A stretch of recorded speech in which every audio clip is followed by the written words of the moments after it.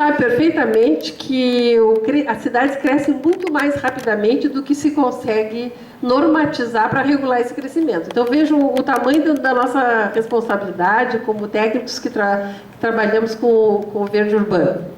A normatização versus o crescimento é uma luta desigual, está sempre se correndo atrás. Né? E tem uma série de fatores que influenciam isso. Por exemplo, quem aqui que é de prefeitura saberia me dizer qual é a metragem quadrada de áreas verdes que está a cargo da sua prefeitura administrar, gerenciar, preservar, manter, administrar o uso? Alguém saberia me dar essa informação?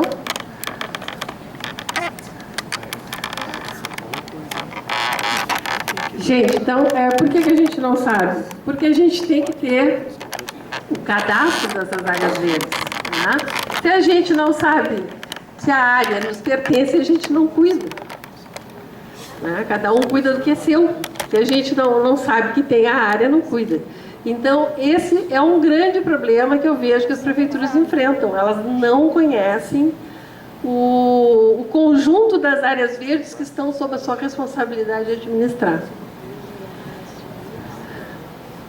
E inventário da arborização é uma outra questão também que vem se fazendo aí nos últimos 10 anos, mas ainda temos muito que melhorar nessa questão. O que acontece? Como a gente não tem essas informações, as áreas verdes ficam vulneráveis a ocupações indevidas. Algumas cedidas oficialmente, né, pelo poder público, e outras clandestinas.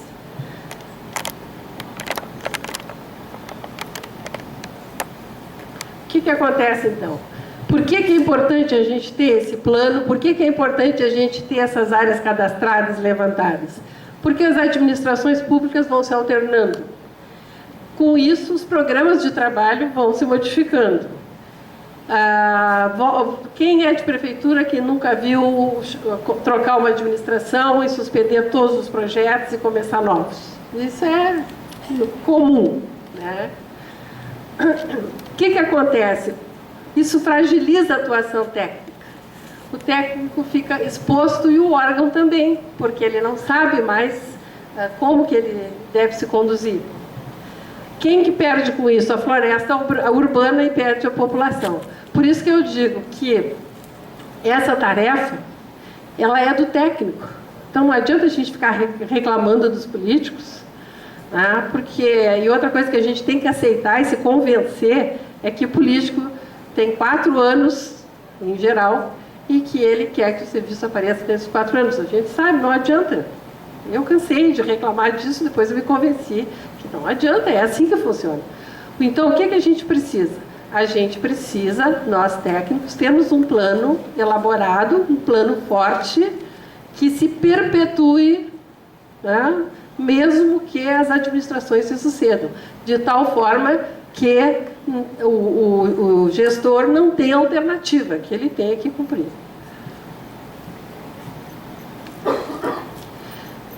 Bom, então, essa questão do plano passa, como eu já coloquei antes, pela integração, principalmente dentro da prefeitura. Principalmente dentro da prefeitura. Tem que ter representantes de todos os órgãos municipais, tem que ter representantes também das universidades, das concessionárias de serviços urbanos e dos conselhos municipais, estaduais de meio ambiente e outros conselhos, como ciência e tecnologia e outros. A sugestão é que o coordenador do grupo, obviamente, seja o órgão gestor do meio ambiente. Esse grupo tem que ser oficial para que realmente ele ganhe importância e credibilidade para realizar o trabalho. Só que esse grupo ele tem que buscar falar a mesma linguagem.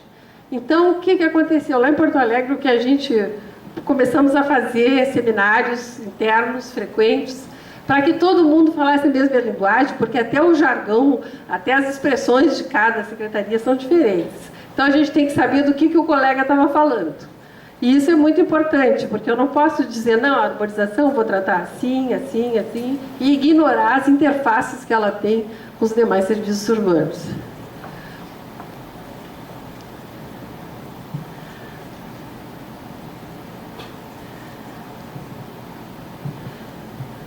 Nós temos, então, uma coisa que é importante é ter credibilidade junto à população. A população tem que respeitar o órgão gestor. Tem que respeitar. E esse respeito, quem consegue é a equipe técnica, é a equipe de funcionários. Né? E também a secretaria como um todo, tem que ser respeitada. É a única maneira da gente garantir a preservação do verde urbano aí.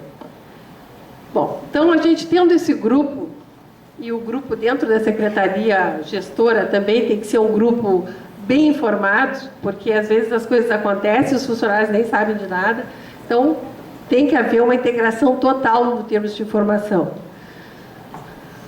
Modernamente a gente usa a expressão termo de referência. Então, se alguma prefeitura pretende elaborar um plano diretor, o primeiro passo é formar um grupo de trabalho e depois elaborar um termo de referência. Tá? Esse termo de referência, na verdade,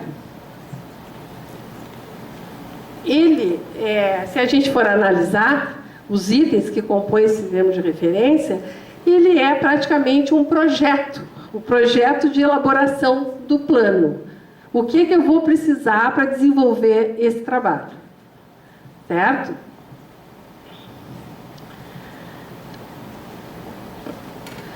É importante que eu defina o que eu quero, em termos de resultados esperados, em termos de prazos, em termos de obrigações, de condições de pagamento, de procedimentos, de obrigatoriedade ainda da construção de indicadores. O que eu estou falando aqui? Que o plano ele pode ser desenvolvido exclusivamente pelo município ou ele pode contratar uma empresa, se ele tiver recursos, para fazer todo o plano, ou uma parte, né, uma metade, ou uma parte, ou só dar uma consultoria, tá? E pode ser feito ele totalmente pelo próprio município.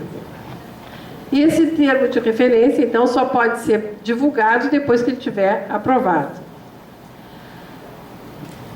Uma vez que esse termo de trabalho, quer dizer, ficou acertado que nós vamos fazer um plano, foi feito um grupo de trabalho, foi elaborado um termo de referência, no termo foi definido o que se quer, não se pode mais esperar fazer o inventário e o diagnóstico para tomar algumas decisões. É aqui que eu quero mostrar a diferença. Tá? Se a gente for esperar o inventário ficar pronto, puxa, a gente trabalha com ser vivo, dá um temporal, já mudou. Né? Dá um vento forte, aí já mudou tudo. Uma chuva forte, já mudou tudo. Então, no momento que esse termo está definido, qualquer outro trabalho de reestruturação de vias, de abertura de novas vias, de todos os serviços têm interface com o verde urbano, tá? Eles têm que ser realizados de forma integrada. Agora vocês vão dizer, mas como? De que jeito? Não sei, vamos armar uma estratégia interna, mas não tem sentido a gente dizer, comunicar para a imprensa que está fazendo um plano diretor e deixar os colegas abrirem calçada, cortar raízes de árvores para passar canalizações novas, abrir a pavimentação da pista como for melhor para ele realizar o trabalho dele. A concessionária pode cortar à vontade. Quer dizer, se a gente vai esperar o inventário ficar pronto para trabalhar coordenadamente, a gente nunca vai ter um plano diretor. Aí não é verdade que a gente está fazendo um plano diretor. Tá? Então não tem que parar tudo para fazer um plano diretor. O plano diretor tem que andar junto. Se eu não tiver recurso para isso, eu vou fazer do jeito que eu puder. Mas eu tenho que gradativamente dominar o conjunto, dominar a situação. Com todas as precariedades, com todas as dificuldades, mas eu tenho que conseguir fazer isso de alguma maneira. Senão eu estou brincando de fazer plano diretor e ele não existe.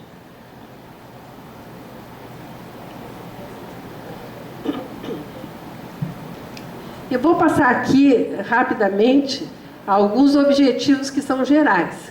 Mas o que é importante dizer? Esses objetivos são muito gerais, só para a gente ter uma noção de conjunto, porque cada cidade vai ter os seus próprios. Porque cada cidade tem as suas características e os seus problemas. Então, os objetivos de uma cidade necessariamente não são os mesmos da outra. Então, obviamente que nós temos que promover melhorias nas condições de conforto ambiental, minimizando os riscos ambientais, como já foi dito.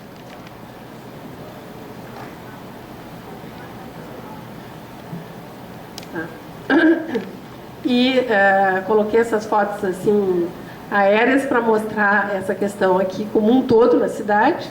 E vamos analisar a integração e a distribuição dos grandes conglomerados verdes, né, tanto públicos como particulares, de forma a poder definir para onde a gente expande a cidade.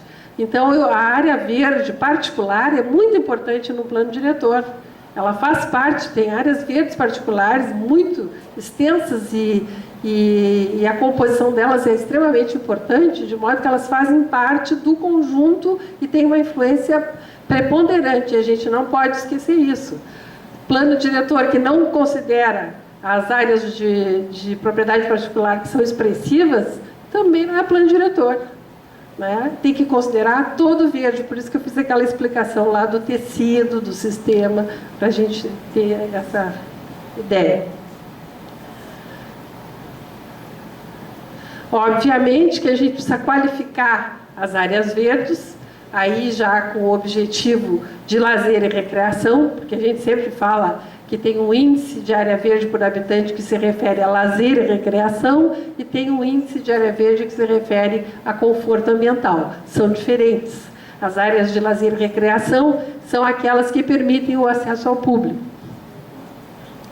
Então, obviamente que a gente tem que qualificar, porque a gente qualificando, a comunidade usa e a experiência nos mostra, se alguém não concordar, pode contrapor, que as áreas verdes mais frequentadas são as que se conservam melhor, porque são mais respeitadas pela população como um todo.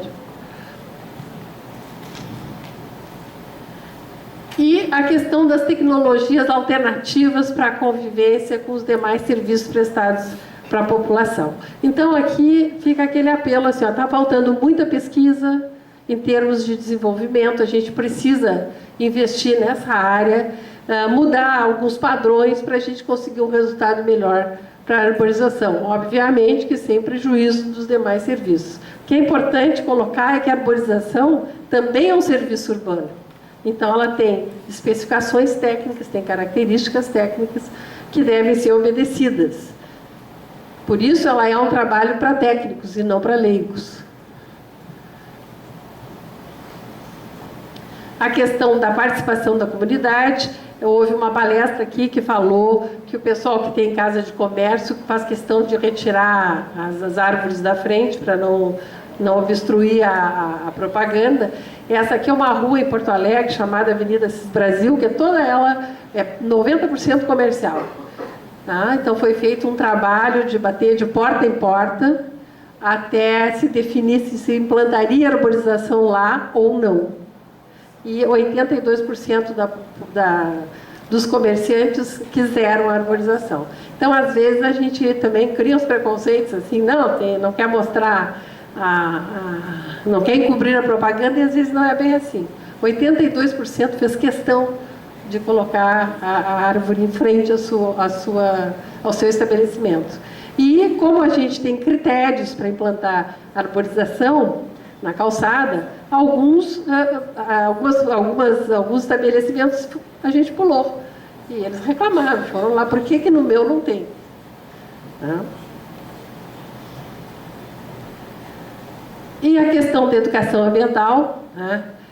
Todo o trabalho que a gente fizer tem que estar relacionado à educação ambiental. Se a gente for fazer um plano diretor, a gente tem que procurar passar essas informações para os alunos e para os seus professores. Eu diria que eu ainda acho que, principalmente para os professores, nós temos que trabalhar. Os professores têm que se integrar mais, têm que entender mais questões relacionadas à educação ambiental do ponto de vista prático. Assim. Se a gente for considerar, as áreas verdes são verdadeiros laboratórios ambientais, a céu aberto. né? Isso é de uma riqueza fantástica, qualquer disciplina tem conteúdo para explorar ali dentro. A arborização, ela tem repercussão econômica e social, né? Já foi comentado aqui também, questão da diminuição do uso de energia quando a gente tem arborização e outras características. A repercussão, a divulgação das pesquisas que comprovem que isso dá lucro, é importante, e a importância para a saúde física e mental. Estou acelerando porque o Ramis pediu para ir um pouco mais rápido. Então, nós precisamos desenvolver a arboricultura a partir da organização da cadeia produtiva e estruturar redes de cooperação entre produtores de mudas. O que acontece? O produtor de muda tem um aqui, outro lá, cada um faz um pouquinho. Então, é importante para a gente ter de onde buscar o que se precisa, organizar redes de cooperação. E isso, as prefeituras podem intermediar isso aí, o Estado pode intermediar isso aí.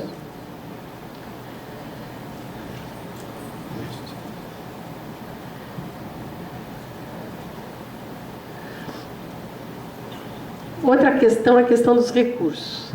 Se a gente vai fazer um plano junto vai utilizar vai pedir ajuda ao Estado e à União, por que não compartilhar recursos? Aí alguém vai dizer, não, mas tem a lei da responsabilidade fiscal, não pode isso, não pode aquilo, mas tem recursos humanos, tem recursos materiais, tem muita coisa que a gente poderia estar utilizando para fazer o plano, mas a gente não vai atrás, não busca para não ter que estar se entendendo lá com o pessoal do Estado. Tá? Então, é importante fazer essa busca. Tá? Buscar na própria prefeitura, muitas vezes a gente tem o recurso em casa e também não se dá conta, não vê, às vezes dentro da própria secretaria tem recursos que estão ali à disposição, ou então a gente não pede porque sabe que o colega vai dizer que precisa, que não, que às vezes as pessoas se acham meio donas assim, das coisas, né? Então, na verdade, a gente tem muito recurso em casa e depois pode buscar nos órgãos públicos parceiros. Tem muito projeto pronto dentro das prefeituras que a gente, às vezes, como funcionário, nem sabe que tem.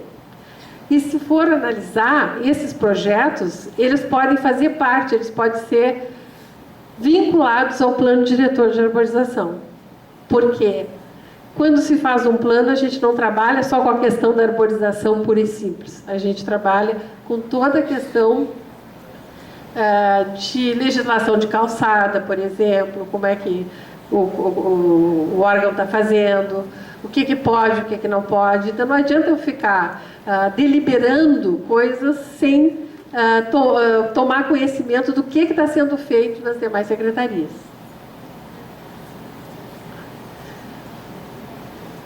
Então, nós temos muitos projetos prontos que a gente não sabe que tem que ir atrás, tem que juntar, e muitas vezes são veiculados materiais de divulgação, né, que a gente não toma conhecimento, ou que estão ditos de uma forma boa para um órgão, mas prejudicial para o outro.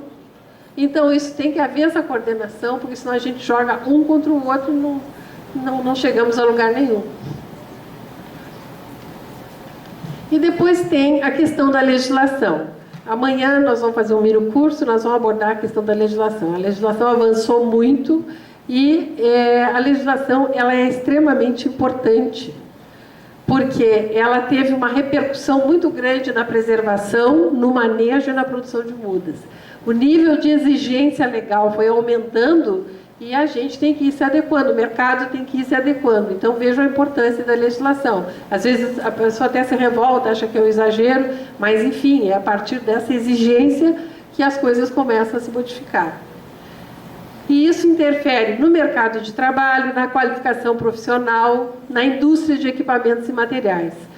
Todos vocês sabem que o mercado de trabalho se abriu muito, né, para biólogos, agrônomos, arquitetos, engenheiros florestais, né, se abriu muito o mercado de trabalho a partir dessas legislações relacionadas à arborização urbana.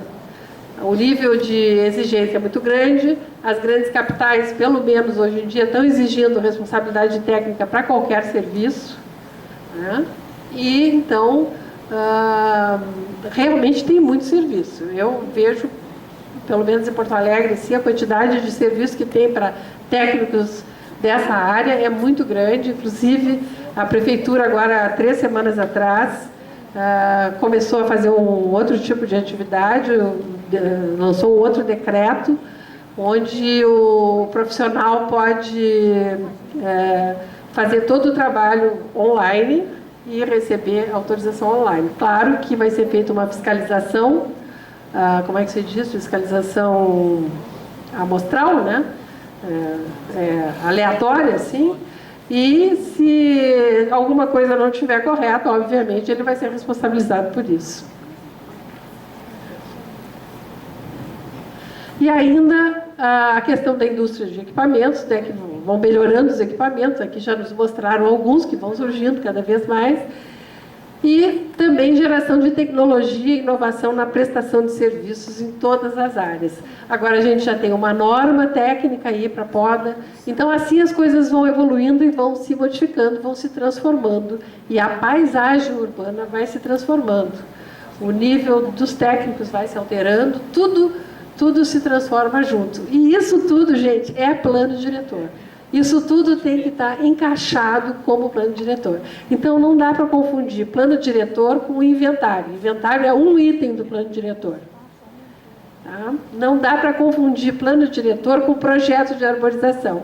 Quando a gente fala em plano diretor, a gente acha que a pessoa vai dizer assim, bom, então na rua tal vai se plantar a espécie tal, na rua B é tal, na rua C é tal. Não, isso aí é projeto. O plano, ele dá diretrizes para o projetista se capacitar e desenvolver um projeto adequado, um projeto que aquela cidade precisa. Uma coisa importante que todo mundo deve valorizar são registros fotográficos antigos aí das suas cidades. Então, técnico de prefeitura, tá, tem que andar sempre atrás dessas informações, porque isso ajuda muito. A gente tem, é muito importante. Vejam essa rua aqui, ó. Essa rua aqui, essas são a mesma, ó. Olhem a diferença, a arborização implantada na pista de rolamento. Claro que era uma espécie nativa, né? O genivá, e vejam hoje como é que ela está. Aqui também são um registro histórico importante, né? Aqui uma alameda, entre aspas, né, de plátanos. Né? A gente usa essa expressão alameda, deveria ser só para álamos, né? Mas enfim, é uma alameda de plátanos no passado e hoje. Isso aí são informações importantes que a gente tem que ter na hora de elaborar o plano. São áreas centrais, né? Normalmente. Então, esses aspectos históricos, culturais, geográficos, climáticos, econômicos, todos eles são extremamente importantes para se fazer um plano. Então, é importante que nós conheçamos as áreas verdes com grande representatividade para as cidades. Né? Então, o pessoal que trabalha em prefeitura, o pessoal que trabalha com a universidade, tem que saber quais são as áreas verdes que têm representatividade dentro da minha cidade, quais são as mais importantes. Tá? Do ponto de vista da utilização, né, das características. Quais são os projetos paisagísticos que eu posso elogiar que aconteceram no passado? Porque a gente tem uma tendência a achar que está tudo errado, que nada funciona, mas não.